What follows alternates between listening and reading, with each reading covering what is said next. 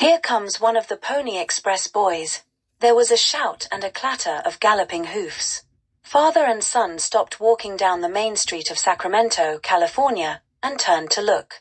Into view thundered a riderless horse, and, as it sped by, the onlookers could see the mail pouch of the Pony Express. The man and the boy started running for the Pony Express station where a crowd had already gathered. The missing rider should have picked up another pouch and another mount and headed east to Placerville, there to hand it to another rider and so on all the way to Missouri, 2,000 miles away. The man in charge of the station was desperate. "I reckon the Indians got him. And the next rider ain't due to ride in for some hours. The mail must get through." The father called over to him, "My boy knows the trail. Up you get, Charlie. Ride like the devil's behind you, son." So off went Charlie Miller, the youngest rider ever to work for the Pony Express. He was only 11. Charlie Miller was born in California in 1850. He learnt to ride almost as soon as he could walk. When he was 7, he saw a Mexican cowboy tame a wild horse and told his mother, "That's what I'm going to do, Ma. I'm going to be a bronco buster." Bronco Charlie was to become the greatest buster of them all, but first there was the little matter of getting the mail through. The Pony Express, the most exciting mail service imaginable, only lasted 18 months until October 1861, when the completion of a transcontinental telegraph killed it stone dead. It was a heroic, crazy business that cost a fortune to run, but carried 34,753 items of mail. Young, strong riders were wanted, preferably not too big. The average age was 18, but many were younger, far and away the youngest being Charlie, who was signed on after his first successful run. His toughest ride happened one day between Carson City and Placerville, when he was tearing through the foothills of the Sierra Nevada. An arrow suddenly whipped past his shoulder and he looked round to see 10 Indians on higher ground above him aiming to collect his scalp. Whipping out his 6-shooter, he loosed off some shots, but an arrow brushed his forehead and stuck in his arm and another impaled itself in his wrist. The Indians now raced ahead to cut him off where the trail narrowed. Charlie, on a better horse than any of them, climbed up to where they had been, and, by the time they realized what he had done, was galloping past them, firing as he went, and bringing one of them down. The Indians chased him to near the station, then gave up.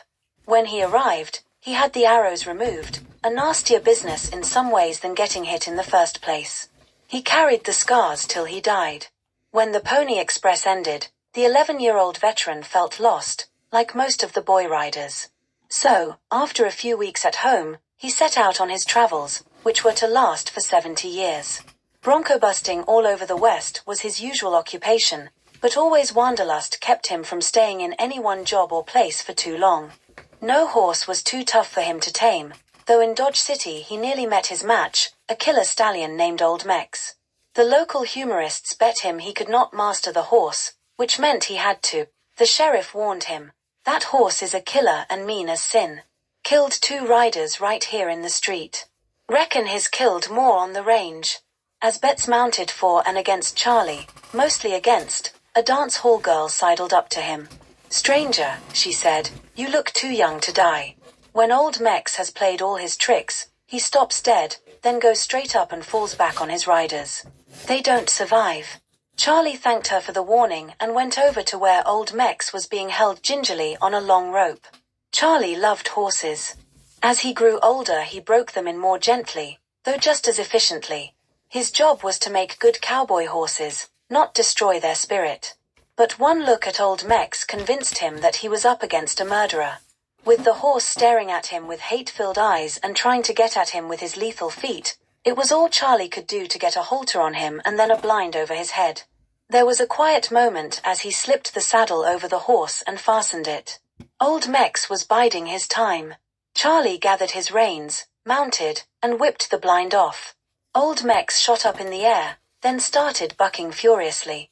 With half Dodge City cheering him on, Charlie survived Old Mex twisting like a corkscrew, leaping, bucking and landing so hard it jarred his every bone.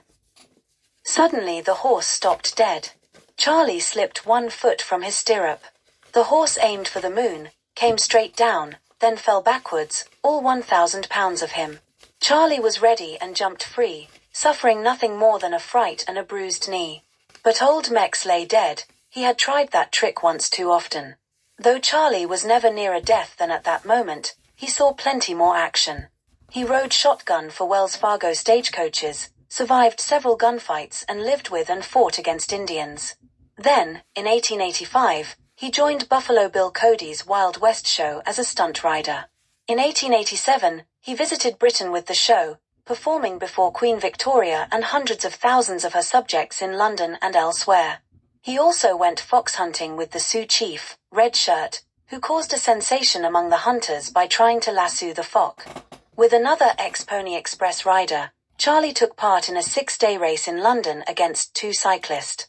They raced 8 hours a day, changing their horses every hour as they sped round the Agricultural Hall, Islington. The riders won by 2 miles and 2 laps.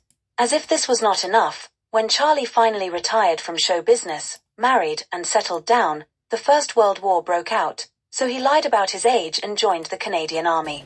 Sent to Britain, he was transferred to the 18th Hussars and went to France as a bronco buster and entertainer. He was demobilized in 1919, at 69 the oldest soldier in the British Army. On his last day he confessed his age to Sir Douglas Haig, the victorious commander-in-chief, who rocked with laughter.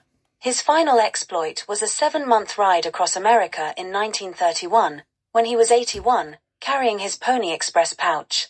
He survived cheering crowds and 127 degrees of heat in the Californian desert, and shot 27 rattlesnakes en route. Then he really did retire. He finally died in 1955, aged a sprightly 105.